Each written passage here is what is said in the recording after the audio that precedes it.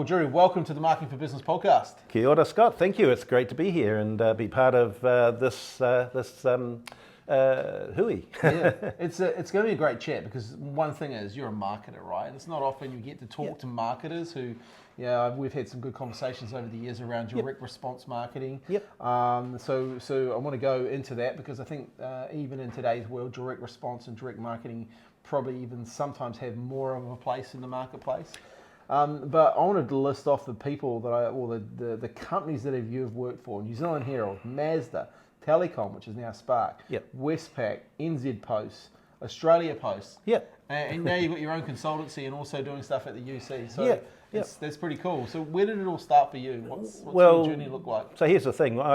Years and years ago, I was thinking what to do with my life, and I went to university in the Waikato and. And I was struggling along trying to figure out, the pathway. And like a lot of young people, there was really the traditional law, medical, business wasn't so much, but it was very much those academic kind of subjects. While I was at that time, I started reading a book, and it just came out of nowhere. I was in the uni library, and I picked up this book, and it was a book by David Ogilvy, who wrote Confessions of an Ad Man and of Advertising Man. Anyway, it got me really inspired about this thing called advertising, which I hadn't really thought of as a career choice, but it certainly tickled my interest of what could I do with my life that would be useful and meaningful. And I thought, I really enjoy the power of communication, the market research. He was really the original madman, as seriously. we know. He was Puerto Rico, right? He was the man behind the whole economy of Puerto Rico. He wrote a series of letters that got investors investing into Puerto Rico. And he created that advertising campaign. Well, and it was all through, knowing your market, using traditional means of knowing your audience and writing to them and all that. And that's what inspired me, because the book was written in 1963, but it was all about, what could he do to really use scientific advertising and market research and those things. So he was one of the forerunners, and it kind of got me inspired.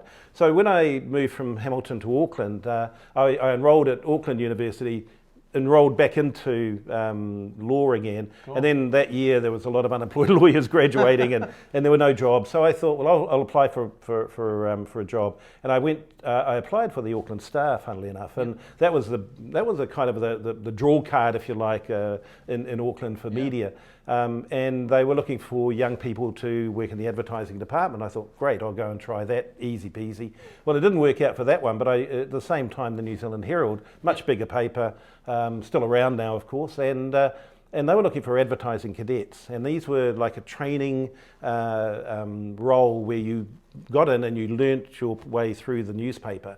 And they wanted editorial and advertising, and initially I thought, I'd like to be an editorial, I'll give that a go. But that was actually a bit harder to get into, and I thought, well, maybe advertising will be the go, of course, and I applied and got in, and that kick-started my journey, because they taught me so much about the fundamentals. And whilst I was with them, they taught me about salesmanship, they taught me about looking after your customers, they talked about the craft of advertising, and most of it in those days was very much ink on paper. So it was a traditional newspaper, but it had the biggest circulation in the country.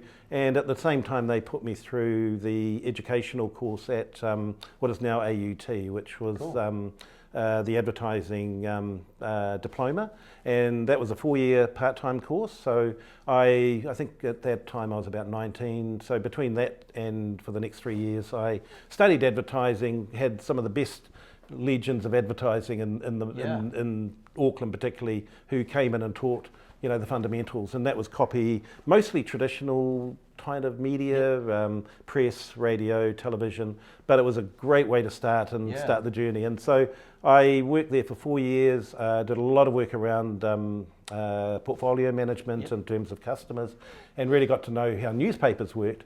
But I was hungry to learn more, and so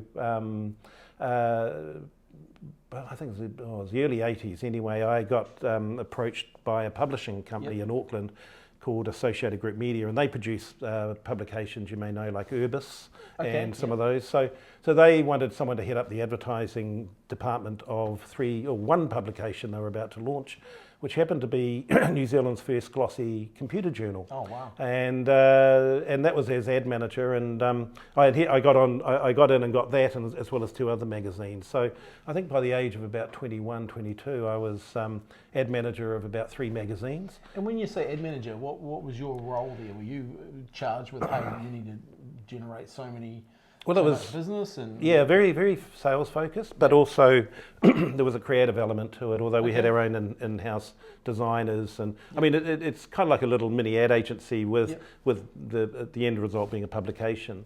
And so the new magazine was called Interface, and it was supported by the Computer Society at the time. Oh, wow. And it had, I mean, it was a really good magazine in principle, but we had to make it reality, and we had to make it profitable. So the job was to go out, and so I was out talking to the Wangs, if you like, remember those names, Burroughs Computer, Link Computers, IBM, and they were our first advertisers, and it was really sales and oversight of these publication brands. Back then, those brands, so what were they trying to target? Were they trying to target B2B relationships? Very much, because the audience that were reading this, it was very much kind of like an enhanced trade magazine. Yes. So the trade publications were quite big in those days, and they were, so I had one that was the computer journal, we had an electronics one, and we had a what we called automation and control, which would be robotics, I guess, today.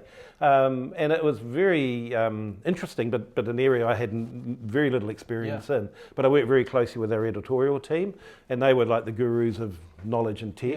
And it was an exciting and interesting time, because we were really starting something new. We were trying to build a masthead and get an audience, and the advertisers were reaching out to other businesses. So that was the inspiration to get involved. And then we started to start branching out into other things, like managing some of those advertisers as clients of it, like we're an ad agency.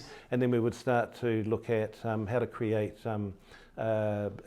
branded stories, events, what do you call them, inserts, all sorts of different things that, this is pre-internet, by the way, so we were pretty old school, traditional, but it was the thing that I guess I learned out of the whole experience was how you work on the adrenaline of deadlines. You work on the adrenaline of cold calling, having to really build up a base, and a lot of it was out and about, travelling to clients who were in Auckland mostly, but then there were a lot in Wellington. We had, we were doing a lot on the phone. It was a lot of meet and greets and networking things, but we didn't really treat it as professionally as we do today. But it was very much that sort of B2B kind of environment. So I was with that company for about 2.5 years, and really got a lot out of it and learnt a lot. But it was the pressure of all those deadlines that I remember most, and the fun times, if you like, as well as the stress levels of trying to. Where do you see, like, advertising back in the day there? Where do you see how much of it has changed, or how much have you seen it change? Yeah, it's changed dramatically, and I mean, it's not just that we have more choice of channels, and so we've got a bit more sophisticated. I think my thinking is that people fundamentally are very much the same. I mean, the motives of why we do things are not so different back then from the David Ogilvy days, Rossa Reeves days, who came up with USPs and other sort of terms. I mean, these motives are still very similar, and even if you go back to Dale Carnegie and Napoleon Hill, we haven't moved so far in that. What we have learned, I think, is the ability to leverage tools like like the automation side of it, or the well, we've got AI, of course, coming in, and there's a huge leap now in terms of what can these tools do for marketing that we couldn't do before. So back in those days, and I'm thinking 30, 40 years ago, it was very much, well, you had a budget, you had to get out there and sell. And it was very much around relationships weren't quite so talked about, but it was important to have good relationships with the agencies, with the advertisers, with the suppliers, with the readers and the audience. So I think, to your question, today, we have moved a long way, but I think that in my concern is that we've sometimes lost the awareness of the importance of some of those values from back then. And when I say values, it's about how we, instead of treat people as clicks or as eyeballs, we need to think of them as human beings with more than just personas, but with real substance and depth of what motivates them to do what they do. But the fundamentals of good copywriting, good ad design, good headlines, that hasn't changed a lot. It's just that we've had to really maybe shortcut, in terms of how we process information nowadays, given the reliance on screens. Yeah, I think also like what's happened is because technology's come along, but people have become distracted, right? So, so if you don't have automation working for you, and you're not following up, because I think the sales process has become it's become disjointed and longer. Right? So you need to have that automation, you need to have follow-up, you need to have retargeting happening, because people, like, one minute they're looking at your stuff and next minute they're going to text from a mate or something else happens. And so that whole the whole world there has become a lot, I guess, disjointed and disruptive. Well, it's become, you're absolutely right, and it's also much more sophisticated as well, or at least complicated. And when I say that, it's like, back in the day, and I'll leap forward a job or two, and when I worked for Mazda, and I dealt with a lot of the dealerships, and my responsibility working there was to support our dealer network. We had about 60 of them back then, and trying to help them actually make more sales. And one of the lessons I learned is that, boy, they were doing it the old-fashioned way, but it worked for them. They were collecting information on little cards. They were writing it, manually writing it. There was no sophisticated databases, but they knew the names, the addresses, the sale dates, the repurchase cycles. They had a system, and I guess coming back to today's, we've automated and processed a lot of that into market automation or marketing automation. In that day, it was the same thing, except it was just manually done. And one or two of the sales people I dealt with were just superstars, and they could talk the back legs off a horse. They really were amazing. And in fact, there was one guy at New Zealand Herald exactly the same, and he was in his 70s, and he was still out there, but he was so energized. But he had a system, and I always think those people that inspired me had sort of systems, even if it was just for them, but they knew how to evolve a process that was, that did follow up, that knew that sweet spot of when people were about to purchase or buy. And when you learn the fundamentals of saleship, I suppose. It used to be salesmanship, but now it's salespersonship. It was, it was very much, have a system, follow up, and keep your promises. There were all these values that I still maintain today, because I think they are the little things that make a big difference when it comes to whether you're in real estate or you're selling cars or you're selling curtains or anything. It's the little things that people don't often expect, but you do it because you know the value of that exchange and that transaction. I'm a massive believer in that. I've got a saying, small hinges swing big doors, and in business, it's always the little things that you can do that can make a big difference. And people are always trying to look for hit that home run, but really you don't need to hit home runs. You need to do the small things often and do them well. And it is, and it's a journey, not a marathon. It's a marathon, not a sprint. I think also in marketing, some of it, the fundamentals have been lost. I look at this all the time, and we get people come to us and they'll say, why didn't this campaign work? And then we'll look at it, and the company that maybe they've dealt with has gone to the tactic first without understanding the strategy.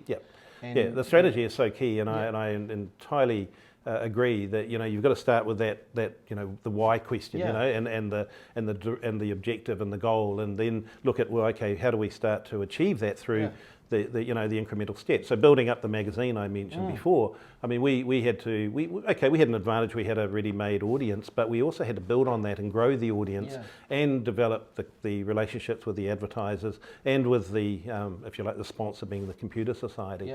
And all those stakeholders were absolutely key. And we utilised, I guess, a reasonably sophisticated way of doing it, even if we didn't have all the tools we have today.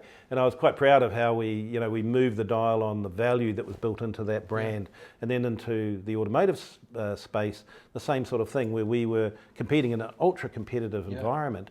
But that was the time when I had my first experience of targeted data-led marketing, and it really, I learned so much through that. And the story behind it is that back in the early 80s, mid 80s, the market was similar to today. It was very competitive.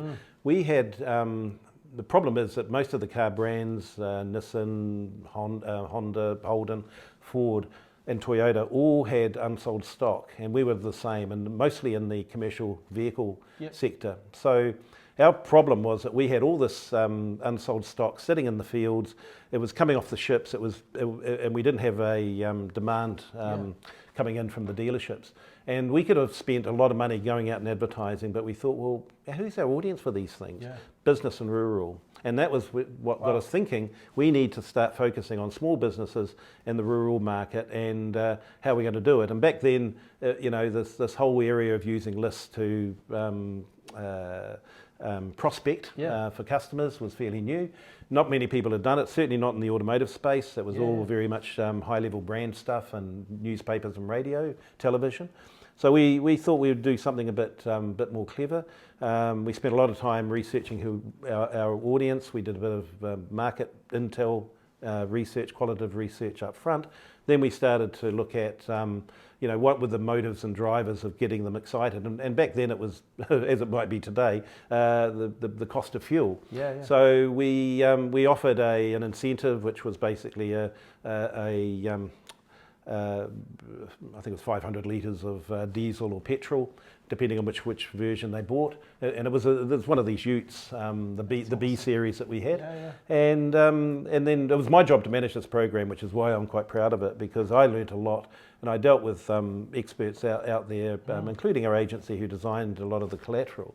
But we didn't just go out and target that audience cold. We did a whole range of things, like we used postcards, we used direct mail packs. We then had a bit of an incentive for them to come into a dealership to test drive, and for doing that, and if that happened and simultaneously we were using a incentive program for the dealers. So every sales rep was registered to go into win a trip to Hawaii, and it was basically fill a plane to go to Hawaii. So we managed to do that as part of the hook. So what happened is we had what I call a win-win. The customer won if they came and test drove, and if they purchased, they even got more.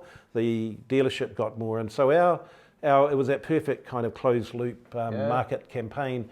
And at a time when no one really knew how this stuff was going to work, but we tried it out and we worked to the theories, if you like, of good direct marketing, and our agency was very helpful, because they were an agent. Actually, I think it might have even been Ogilvy at the time.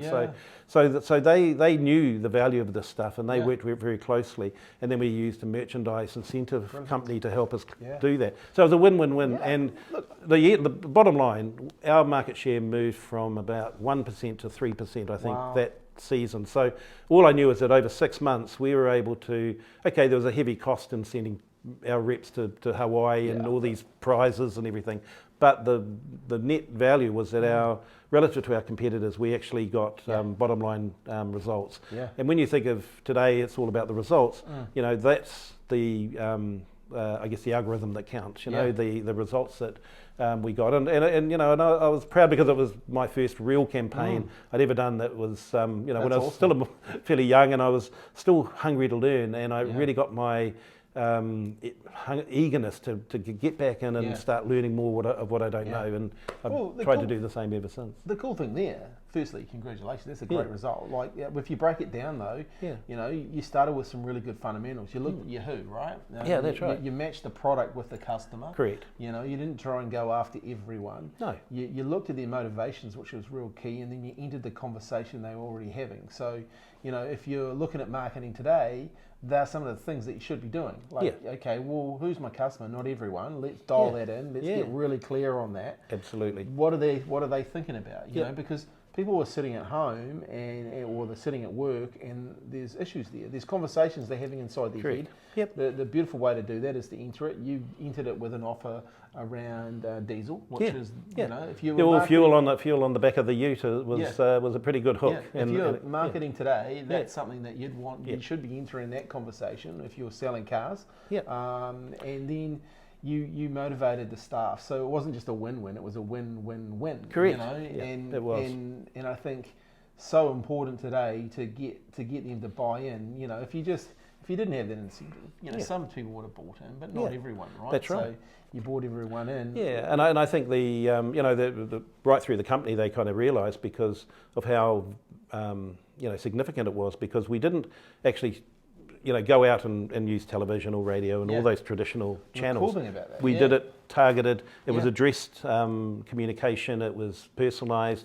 It was one-to-one, and it was very simple and elegant the way we did. We used mail packs, and we used postcards, and we used really simple devices, but it still works, and it worked then, and I'm sure it will work today. Because it's a medium that stands out purely because of the personalisation and also the thinking behind the targeting segmentation piece. And it'll get attention, which is what you need today. Yeah, and we were one of the first car companies or brands in New Zealand to use list brokers, for instance.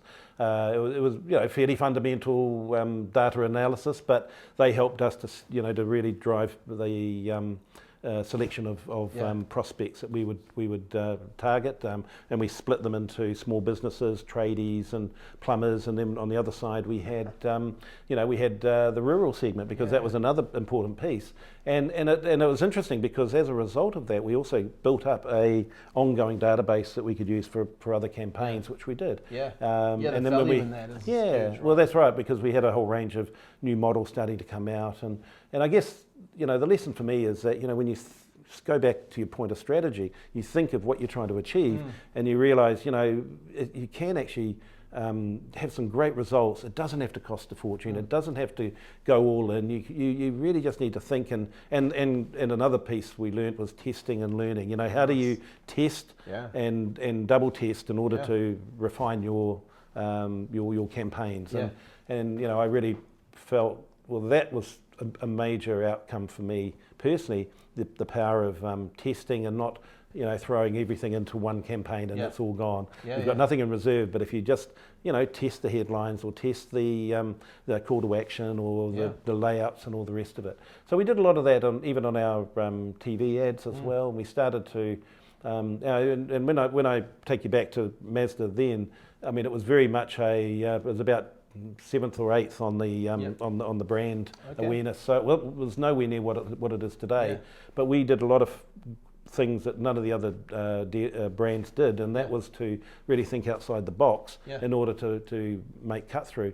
And part of the reason I enjoyed my time there is because I had an amazing marketing manager who taught me a lot about thinking before you act, and being a bit and being considerate too about what are you actually doing. It's not, you're not here to win advertising awards, but to really think hard about what you're trying to achieve. And I got so much out of working for him. So he was a great mentor and supporter to me. And in terms of my early stage career, it made such a big difference. And how the cool part about that whole campaign too, and that thinking, it's quite stealth.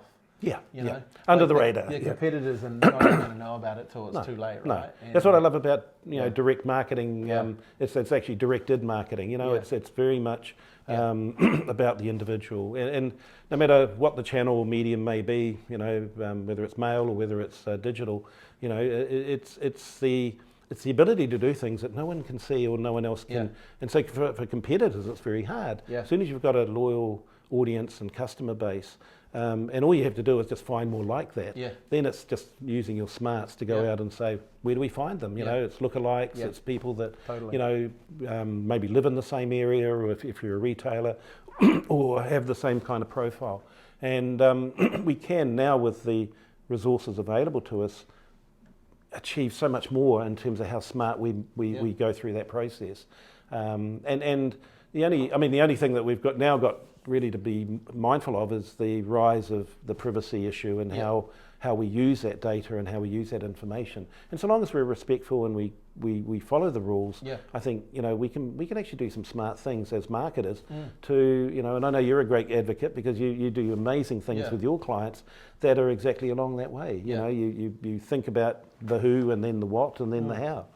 Yeah, and the funny part about that is like you can really get creative and resourceful. That's what I love. I remember when I started our search engine optimization business.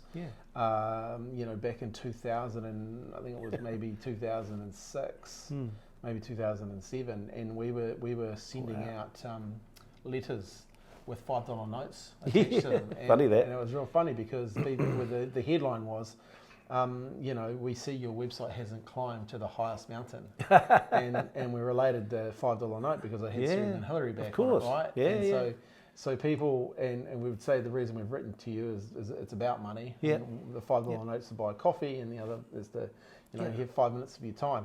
And it was amazing how just a simple letter like that, but it targeted to the right people.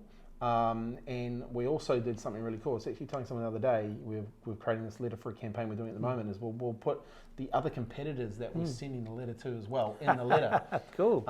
And so when we'd ring back, we'd get one or two responses. People would laugh and go, no, I never got it. Can you send me another one? Oh. So they've got it. They got it. Or they'd go, oh yeah, sorry, we've been waiting for you to call.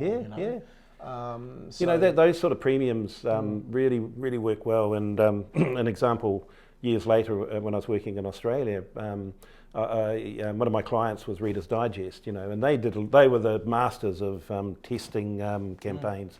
And it was all, I don't know if you get them now, but years ago you used to get these inundated with subscription incentive letters. And one of the most successful ones was a campaign they ran in the States, very, very successfully, but they also tried it in Australia when I was working for Australia Post, and that was putting in a 5-cent piece, a coin, inside a card inside their letters, and that would go out to hundreds of thousands of people.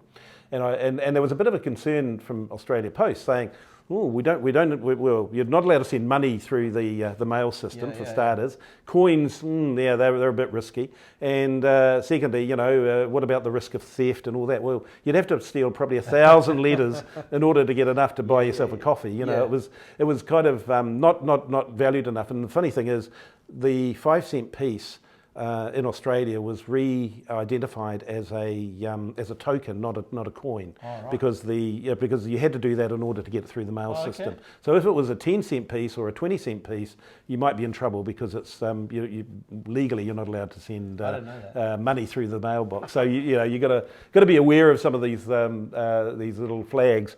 But Reader's Digest were able to do it, and they found that every time, and they were good at A/B testing. They did they did some multiple campaigns that were segmented to the nth degree. And what they found is that when you test market that kind of offer to the right sort of audience, I mean the subscription take up was much more significant.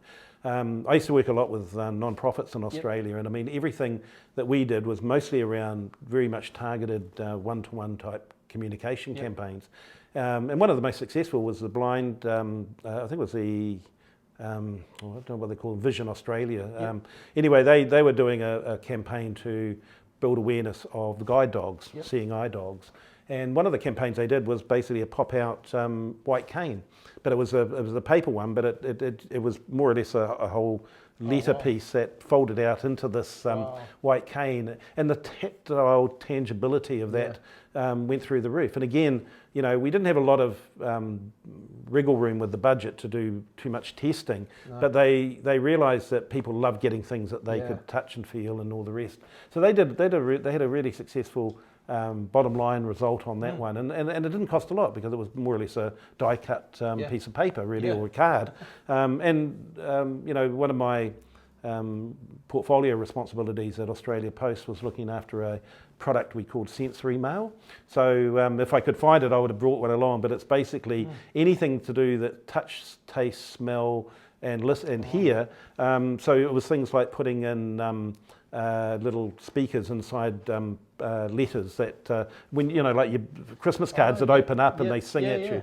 We were doing the same for our commercial clients to say, why don't you try this? We had another product called Scent Mail, which was basically ink infused ink on paper that had a smell. So it could be the smell of bananas, the smell of a new car for a car company. So, these sorts of things. We had what we call lenticular mailing pieces, which were pop-up mailing pieces.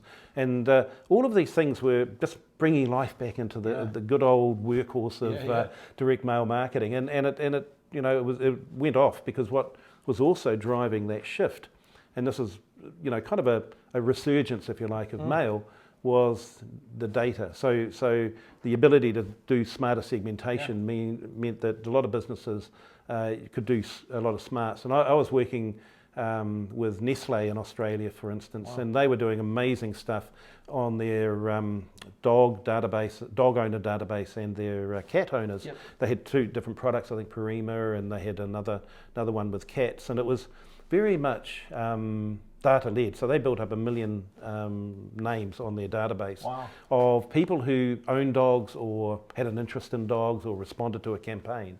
And the head of marketing, or the person I dealt with, was a Kiwi as well. So you always hit it off with Kiwis when you're working in Australia. But she also was very, very smart on knowing the intricacies of how data could be the driver for things. And they did a lot of testing and segmentation, right down to knowing the different areas or suburbs of Sydney or Melbourne or Adelaide or Perth, where they could almost find out where the majority of their purchasers were living, and then find more around them who had the same attributes. So this is basically using kind of propensity modelling, being able to find out people who had similar attributes. And that was interesting working with them, because we were the delivery agent. So our job was, so they were doing a lot, and we built another product we called Sample Post, and a lot of that was all about how to get little small samples in the post so that customers could experience, maybe it was a nappy if they were just a young mother. Brilliant. It could be dog or pet food, for if they know you've got a dog or a cat. It could be a new and it's certainly for new product trials, that stuff, or whether it was local area marketing. So a lot of the stuff we were doing was built around franchisees as well. And my job again was to get to the bigger brands. I had a lot to do with Domino's and some of those, what were they? The coffee cultures, those sort of guys. And again, it was all about local area marketing, using maybe coffee samples. Makona Coffee was one of mine. I did a lot of work with them, and that was really exciting to just see how people were interested in trialing, and then the idea was to get them to buy, so you'd use incentives and all sorts of things. And that's the thing though, like if you look at the fundamentals, right? So what these companies were doing, and this is where I guess the listener, you can really learn from this and unpack what's happening here. They're wanting to get attention, right? So they're using a method to get attention. They're creating interest. Okay. Because you got to get attention, but at the same time you got to get read, right? So no point sending out a letter that's a cane and stuff, and people go, oh, that's interesting, but you got to get it read, right? And I think that's a lot of times today when people look at their advertising, they may get some attention, but they're not getting read, right? Correct. So you've got to create that interest, which then creates that desire. Because without it, once again, there's no action, and I think that's real key. There is an investment in putting in sound chips and doing fold outs and all that sort of thing. And when I was here, we had an agency, and we were doing a number of these campaigns, and some of them were really quite clever. One I really liked was a pop-up beer can, and the beer can was basically a sort of an attention getter targeted to electricians, and the idea was to get them to fill out a survey, fill it out, send it back, and collect the data of electricians who are interested in certain products from our client at the time. And this little beer pop out, it was really simple, but it was quite complex. It had the name of the recipient on it, and the idea was if they sent it was a great incentive, if they sent the the survey back, the first 500 would get a free 6-pack of beer, and what would send them, not the beer itself, but a voucher, and they could just go into any. And so we'd budgeted it, so we knew exactly what our exposure was. Yeah. But we also knew that that's one of the, because I asked a lot of electricians, what do they like to what turns what gets them motivated? Oh, beer and more beer or whatever. And you realise how you apply the thinking principle and the whole piece around what will get them out of bed to do something, and then building that database was worth the investment. So ongoing, they had a really hot list. But a lot of your customers in the work you were doing, you're really dialing in the numbers. Like, were you looking at the numbers? Yeah, well, the whole and that's why I'm a big believer in the bottom line. Drives the whether the result is is obviously beyond break even, and you really want to, and not all of them will succeed. But that's a great point of the test philosophy of being able to look at, maybe it didn't work, what's not working, and how do we go back and re-engineer the, is it the headline, is it the call to action, is it the body copy, is it too long, is it too short, and those are testable things. So you start, the thinking as a direct marketer, you really do, go through the hoops of being able to think about what you're trying to get at the other end. Because sure as eggs, you will find that dollar for dollar, your budget will go further when you start thinking about, well, what are we trying to achieve here, and how can we invest the appropriate way up front in order to get, and nowadays you can bring in digital activation, you can build in a whole range of other landing pages and other things in the same way. So any of these devices or activation points are really powerful for just being able to sort of know what's going on and know how to refine it. But when you do a traditional brand campaign, you tend to have to build it and then put it out there, and you've really got no comeback. There's not a lot of room to adjust, because once it's in market, you're committed. But with digital marketing and direct marketing, the ability to sort of fine tune and do things, like you said before, under the radar. So it's not like you're blowing the whole market off. All you've done is, I've seen heard stories of some pretty bad examples of direct marketing campaigns. Like one, this is many years ago, but it was a campaign that a company sent out little sample of fertilizer. And some of the bags broke in transit through the post network, and of course, asbestos alerts and all that sort of thing. Anything that's sort of suspicious. I think back in the telecom days, there was a case where they were doing a campaign to promote pages, and they sent out little, I don't know what it was, maybe small sample pages, but they would go off in the mail, and that would ring and ding, and that would be an alert. Could it be a bomb? Could it be anything? And so there were all these stories, and the worst one of all was one of a company that sent out chrysalis in the mail that was supposed to, you opened it up and out would fly butterflies, but obviously going through the mail system, again, not a good look when most of them came out looking pretty squashed, but these are things that you learn, but they're interesting lessons, and there's probably a lot more besides. Well, I think that's what marketing's about, right? Marketing's about learning. Absolutely. It's about learning and looking, understanding failures as well. I think that's one of the best things you can do, is look at some failures and what did you learn from them, and how to make things better for the next time. Way back when I was doing that computer journal, I mean, I worked with a company who was a bit of a challenger brand, and funnily enough, Apple was a challenger brand back then, and they weren't even they were just starting out actually. They didn't have much of a presence in New Zealand, but they were doing some really interesting things, just trying to get their name known. And this is back in the day when the Apple logo was actually in colours. It had all these different rainbow colours on it. But it wasn't them, but another company wanted to put an ad in the magazine, and they were like trying to be like the cowboys trying to have a go at every competitor, and they came up with this ad, and silly me, I thought, oh, that's a funny ad, Look, you could see who they were taking pot shots at, and then you realise that as soon as it was published, it was out there, and then all the our advertisers and readers start, so we had to do some damage control. And I learned a lesson there because my boss wasn't too happy, but we figured, well, we weren't to know, and we defended it, and we said, look, at the end of it, it was a mistake, we accept it, we apologise, and you move on. And it all calmed down, and it's so long as you are adult enough to take ownership and responsibility, and it's that service recovery element, and what we were doing as a publisher, but also trying to be seen to do the right thing and actually doing it.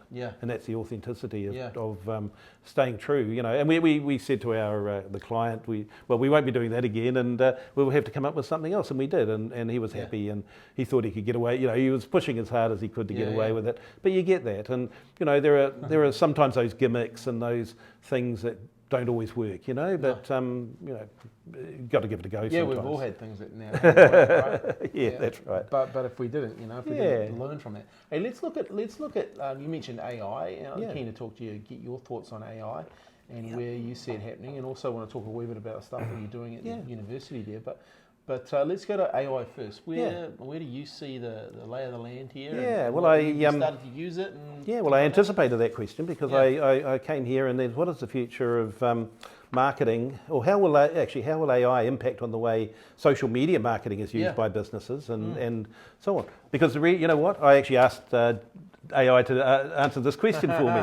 And they said, no, I shouldn't say that because, there will be an impact. I'm not speaking to script here, but, it's funny because that's kind of what we're using it for, to, I guess, figure out things. But the other side of it is also, to give us back some time, give us back the ability to I think ultimately the human input and element is absolutely crucial and absolutely sacrosanct. It's important that we don't just defer all our decision making to machine learning or to the machine in here. We chatbots and all the rest of it. It will be an enhanced tool that will super speed a lot of things that we have. It's taken us a while. But where I also see AI being a major advantage is in the back end side of e-commerce. And some of the I was reading recently of a local business who's using AI to help customers make better choices when they go through the shopping process online. That sort of stuff I think is amazing. So how do you use it to make it easier for customers to do business with you? So when you apply that type of principle and you start seeing it not as a default for yourself to not have to come up with anything, but more as a way to enhance the service deliverables that you are bringing into market. I think that's where it can play a really important part. And there's definitely things that can do around smarts on analytics, maybe on you can use it for copywriting, you can use it for those sorts of things. But ultimately, you still need a human touch to be able to bring it to life. And I don't think AI is quite there yet, and I don't think the intention is to have it replacing humans in terms of the process. So it's got a lot of people worried, but it's also got a lot of people excited about the possibilities. And I'm one of those latter ones, where it can be a real, it could be an amazing tool for where it takes us. And I think how we choose to use it is really about using it ethically, using it smartly, using it with with a bit of intelligence and of your own in order to do better work, and get better outcomes. But it is an interesting one because we will start to see more of it in use, and it will become more the the go-to. But it's also, I think there will be how would I call it, a balancing act of actually how do we make sure that it doesn't go too far that way. Yeah, totally. It's an interesting one. For me personally, I'm on the AI side of really challenging it and wanting to if I've got a goal to save 20 hours a week. Yep. Okay, I want to use AI to save 20 hours a week. I've got my team in there doing stuff and looking to where they can save hours a week. You doing it and enhancing what they're doing and looking at different technologies. And a simple thing. I have a Auto AI, which is takes notes and that sort of stuff. I get it to go to some meetings now, so it goes to meetings for me. I'm part of a group in America, and some of the meetings I can't go to. So the AI will go to the meeting. It will transcribe the meeting. It will then highlight the key points of that meeting. Fantastic. And I know from one the other day, I didn't need to be at all that meeting, but I wanted to watch probably 10 minutes of that meeting. So it highlighted for me, transcribed that part for me, and then gave me the segments of that video that I wanted to watch. So that for me would have been an hour and a half. Now down to 10 minutes. To the content that I wanted and I needed, and so for me, that's a great, it's an assistant and a curator, and it will compile and it will edit and it will, and it will give you back time because that's, what are the three essentials in marketing? Time, attention, trust, and time is certainly something none of us have any more of than we've ever had, but being able to use it more effectively, that's why I love, certain tools that you use for bringing back some of that, clawing back some of that time in your day. It's I used to use Firefly, and I use Zoom quite a bit, just as needed to save time having to go to physical meetings. But I still like the face-to-face. I still like the one-on-one stuff. But you can, use the AI as that kind of tool to help get you back. I think valuable time. Customer service is another big one. I saw one the other day. I'm getting some panels put in my new office, and I wanted to know. I knew how the size of the panels I wanted, so I sent through some requests to ask how many panels would I need to buy, and funnily enough, people came back with you should get a handyman to tell you. So I just put it into ChatGPT, and it told me straight away. Wow! I was thinking, if you knew that technology existed, you could have given me the answer. Then you could have told me here's the link to buy them, and I would have bought them. Absolutely. So if you're smart, all those hard questions that you get, you put it through that system. But look, I think that's the next iteration is how we, even some of the responses that said. We'll start to see a blending of mobile and video and voice search and all these other sort of tools that will come in and be almost totally seamless, but they will make. I mean, it comes back to making life easier for your customer. And if you've got a query or question, you go back to the old search days. It would bring you back a whole bunch of options, but you had to go through and work it all out. This sort of aggregates all of that stuff, and it brings it back to you in a much more intelligent way. And so long as the content is believable and is true, then and that's still where it's learning, and that's still where it's got a way to go. But it will get better, and I guess the thing about it is it is an improving tool. Well, I watched there's a new TED Talk out by one of the guys, Greg. I just read that. Listened to that, and that was interesting. With Ray Anderson, was it? Ray Anderson, Definitely checking what's going on, right? Correct. I think that's really cool how they have pushed the boundaries of being the first. But they are looking at it right in the face and going, hey, this is technology. We can't hide from it. So let's learn from it and be part of it. They described it as the Pandora's box, but it is a bit that. It's the genie in the bottle, but once it's out and once it's out there, it's not going to stop other organisations developing their own versions. We just have to maintain some sort of oversight. I think at the end of it as a human. Cool. They've brought it out. OpenAI have brought it out because it's not a Facebook or it's Meta or a Google, which people will, depending on what side you sit on, would have an instant distrust for. Correct. Yep. Absolutely. So they've kind of come out first. Yeah, and I mean they've got Microsoft in there, but I think they're they're much more believable because of their place in this market and how no one ever, even the question was raised. Well, no one had ever heard of you, and suddenly you're everyone's talking about you. How does and what was it? It took 5 days to hit a million users. And I certainly saw the potential early on when it first came out, but didn't quite understand, the what and the where and how it was going to evolve. But you can sort of see it now, and we're certainly seeing more people jumping in and saying, well, maybe I can commercialise pieces of it or turn it into something, and there is certainly an advantage in being first in, but again, it's not just about a money-making machine, but it's also how, if your goal is to get more hours out of the day, someone else might be, well, how can I get more incremental in revenue coming out? All of those things are achievable so long as, you maintain control over it rather than it controlling you. It's interesting. We're just about to do a seminar run where we teach a whole people about how we're using it. We're starting with their clients first, and showing them behind the scenes of what we're doing.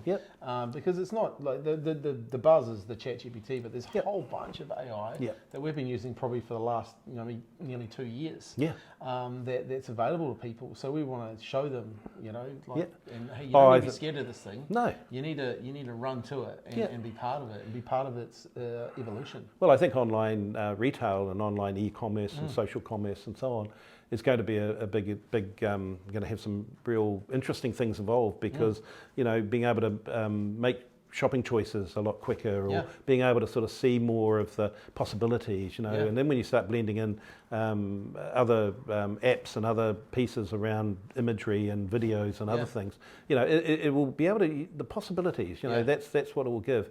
And then you'll start to, I think, the engagement process, like you say about customer service, they all start to blend seamlessly into this, real value enhanced sort of relationship between the business and the user. One other advantage around AI that I didn't mention is that it doesn't matter whether you're a big or small business. So I think if you're a one person business sitting at home, you can use it. If you're a small retailer, you can use it. If you're a tradie, or you can, if you sit down and step back from the business and start working in the business and think about all these processes and opportunities to use it, you can be as competitive and as well known as a big brand. And that's one of the challenges. I challenge my team. All right, let's get 1 hour back. Let's get 2 hours back, and then let's show the people how you can get some hours back. Because everyone's busy, right? Everyone's busy and everyone's stressed. Okay, how do we use technology? And I've always looked at technology. It's just you got to leverage technology. Correct. So yeah. It's going to be what do they call it? It's going to be a bumpy ride, but where it takes us, I think it's going to be rather exciting, and there's going to be some. You just have to be open to it, and it's one of those things that everyone's talking about it. What do they say? It's like sex. Everyone talks about it. No one knows who's doing it well, but one day we might see the results, and also it'll become embedded in so many things. It'll take the Siri or the those voice activated helpers into the next stage of really coming to life. You won't be able to tell the difference, right? No, you won't, and it's scary on one hand. But I think it's out. It's there. So we just have to find a way to make the most of it. More people have access to it. So. Absolutely. Okay, so let's then talk about you're doing some stuff at the UC and you're helping some young people there. What are you doing there, and what are you seeing? Because I think I employ a whole bunch of people with a degree, and some of them just don't understand marketing until when you get. Well, I love. If you like, sharing my knowledge, getting to a point where you've got a bit of experience now. Yeah, totally. And it's great. I mean, I guess when I come in and I wear two hats. One is representing the Marketing Association, and I talk a lot about the careers in marketing, which is something that a lot of them are now interested in. And through the MA, we're introducing a thing called the Emerging Marketers Group, which is designed to help young marketers studying at university to be a bridge into the real world. So we've tested it in Auckland University, and we've had different ones inside University of Canterbury and Otago. We're hoping to do the same at Lincoln, and just to be the advocate to bring some of those the interest from younger people who are into their final year of study as to what next, So at Canterbury we have, I think, about 300 plus students studying marketing in some shape or form. I've got to speak to them in about 2 weeks' time about the careers and where marketing is going, and talking about AI and all those sorts of things. But it's an interesting space, because I think a lot of young people now see that it's almost a must-have skill when you go out, regardless of what else you're studying. If you're studying science or you're studying business, or you're studying law or medicine, you know, having at least a knowledge of marketing is a real asset. And, you know, like back in my day, there wasn't a lot of focus on marketing per se as a career. But today it's like, well, I can either go in all in and take it as a major career, or I can at least have it in my school, in my toolbox of being able to work out there and know a bit about it. So I also teach digital marketing at the University of Canterbury, and I've also taken a number of courses through the Polytechnic here over the last few years. It's been a bit difficult with COVID and all those pressures, but this year it's a new one for me, and it's also targeted to young people who are looking at learning about this thing called digital marketing, not knowing a lot of it. I know you're coming in as a speaker to address the group, and I guess for me it's like, well, let's bring together all that information, knowledge and experience that I've had over the years, and bring in people like yourself and others who can add to that, and not just base it on the theory of a textbook, because as you know, whatever happens in digital marketing is redundant almost you know, the day it's written. So you have to keep moving it and changing it, and even the material from 12 months ago when it was first run by a predecessor, a lot of the content has changed, you know, and a lot of it is the technical elements under the hood, which probably similar but have moved on quite a bit. So it's an evolving skill, which I think is an amazing one to work with the young ones coming through. And I think also the interest now in having that skill set for them as to how to actually, you know, get a job in the real world and start on their journey. It's interesting because they're really native to the tech, right? Oh, like I've absolutely. got a number of young people that work for me, been through the university, but they're just so native to the tech. Like they get the technology really, really quickly, really fast. As in my class, because you know, most of them would be under 25, maybe younger, and majority are foreign students, internationals, and a lot are female. So I've actually got a class which I would say is 80 to 90% female, which I think is interesting, because that is a major indication of the trend, if you like, in this industry. And I think it's an exciting one, because because they really ask the hard questions. They're highly motivated, eager to learn, and every single one of them in that class are on a device. So they will be on a laptop or on a phone or whatever. And once upon a time, I used to go in Australia. I used to speak to a lot of university students, and I'd get quite angry about them being on phones and all the rest of it. But until I realised, you know, that's their way of absorbing information, and whether you're talking, you know, at the front of the room, you know, they understand a lot more of it if they've got their device in front of them. So I'm much more relaxed. But I did go through a phase, and it was probably the fact that I'm a slightly different era.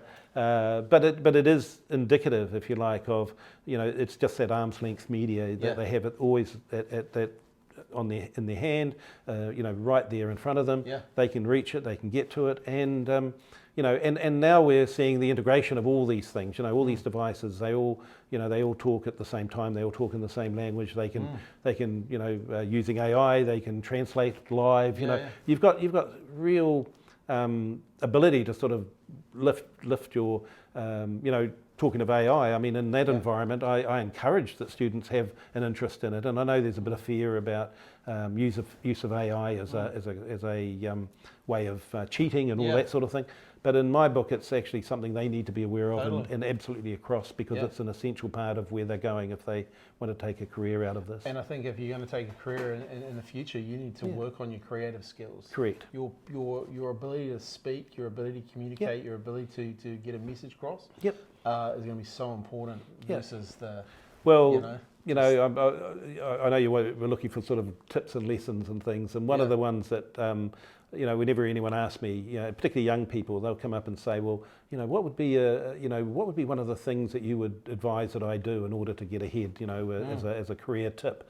And I said, well, one thing that helped me many years ago, and I guarantee it will help you today, is go out and join something like Toastmasters and throw yourself into that, you know, just learn to think on your feet, learn to speak on your feet, and get all those butterflies that you get when you speak to fly in formation, you know, and that's basically one thing that helped me back in the day, and I know a lot of young people have been doing that. And there's actually I'm not sure, but I would say there's a bit of an uptick in membership of Toastmaster clubs, because those are the sort of groups that help give you the ability to think and to speak and to to be proactive, to get out there and make things happen. Tell my team all the time that, I did Toastmasters myself. I did a course in speechcraft. It was amazing. I've got a great story around that, but that is the thing that's going to stand out. And I've got I've got a project for my students at the moment where a big part of it will be their ability to get up and present their ideas, because they're working on a project for a real client and having the real client in the room. Nice. So and that's not to intimidate them. That is to say, this is what happens in real life, and it will it'll be something they will have to encounter more, time and time again as they graduate and get on. So it's a real I enjoy. I'm very excited by that process and by working with them and also learning from them. And as a teacher, I find the biggest thrill for me is that it's forced me to go back to the textbooks and the guidebooks and really validate how robust my knowledge actually is, because I as I said, I went through courses where it was radio, it was television, it was newspapers.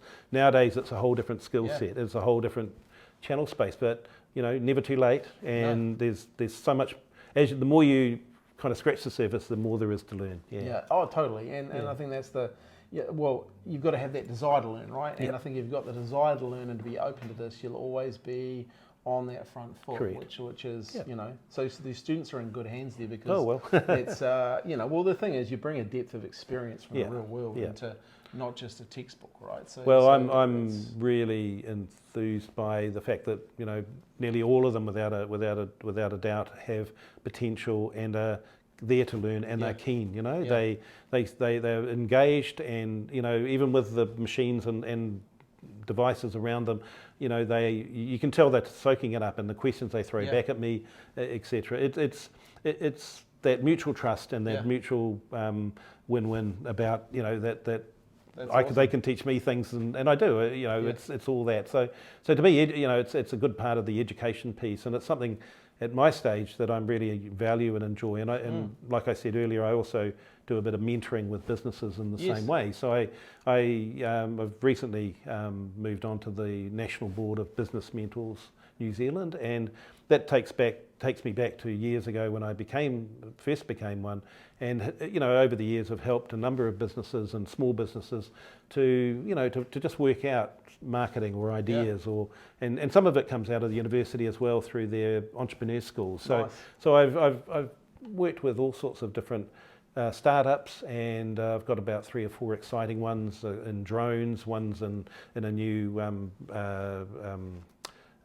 platform for financial access. Another one is drones and swarms of drones, and how to use that for firefighting, and others are doing work in the rainbow community. It's really amazing the variety, but it's bringing, I guess, the knowledge of core business and marketing expertise to help them out. And it's just cool. Part of that when giving back.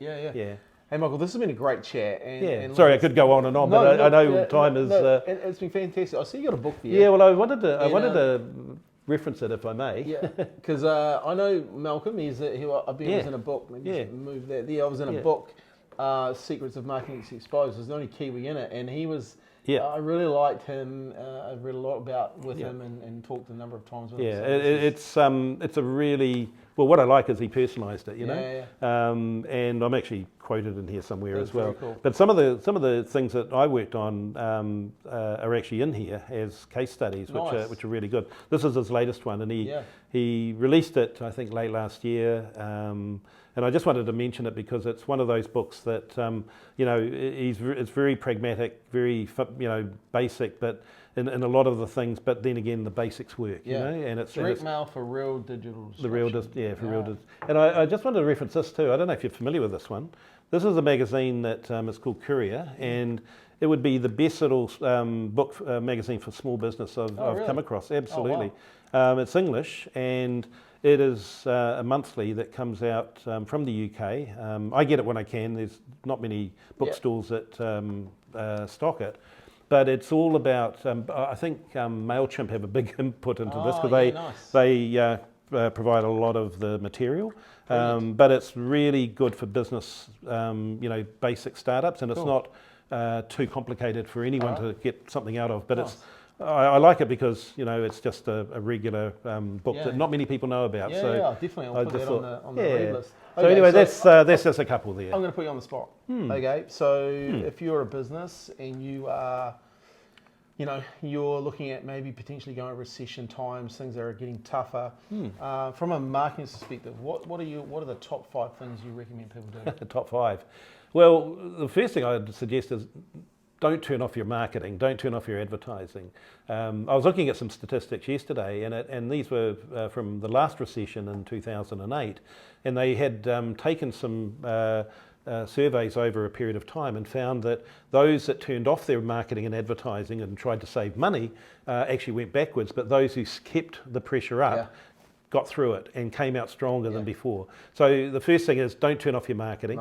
Second one is to think about what marketing you are doing and keep refining, and going back to that, test and learn, see what could be working better, what could be, and I guess the third one is really know your customer inside out and back to front. We talk about it and we all talk about customer facing and customer first, but I really think, we sometimes get glib about it and now we have to be... You need to know where they are now. Yeah, correct. Because just like the people before you could sell vitamins and people will be loving it, but now you just need to sell painkillers because people are feeling pain, right? Correct. So the message you had, a year ago is not the message you had now. No. You need to match them where they are now. Absolutely, and I agree. I think they're on a journey as much as you are. So totally. You've got to just align yourself to where they are on that journey and don't be 10 paces behind. The fourth one I was going to say is really think about the data, the information based. It's not just knowing your customers, but also reading the information and the knowledge that comes out of it. We talk about things like net promoter scores, and I know you talked about one recently called LTV, the lifetime value. I've always been a big advocate of that, and I often think about how often you go to the supermarket and how much you spend and what you spend it on. That's more than what the supermarkets know. They're drowning in this information, but do they use it effectively, or efficiently? And I think there's something to be learned from, buyer behaviour changes. We're now starting to go from the A premium products to perhaps because of the cash flow crisis, checkbook crisis and all the rest of it, to changing our habits. But how proactive are shoppers and retailers responding to that? And the fifth point is the power of word of mouth.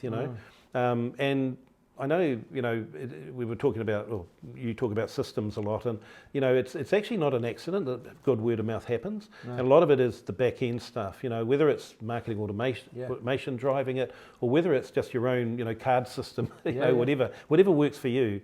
Try and build that positive word of mouth so that you can amplify your message, and I guess response money can't buy. It is the golden goose of good marketing. Getting people to go out and be your gold-plated advocate. So from my days from direct mail to magazines to digital. That particularly word of mouth is the fundamental, and all we're doing is supercharging word of mouth using the tools today, and using the digital channels, the social media channels. I love all that stuff, but often it's just like blasting everyone we can in order to get as many people to like us. But think about it and think about how you can build a positive story that reinforces and amplifies your brand, because the brand still is the key. So I think there's 5 in there. But those are just some takeaways. Totally agree. Don't turn off your marketing. I've seen this time and time again with the clients that we have.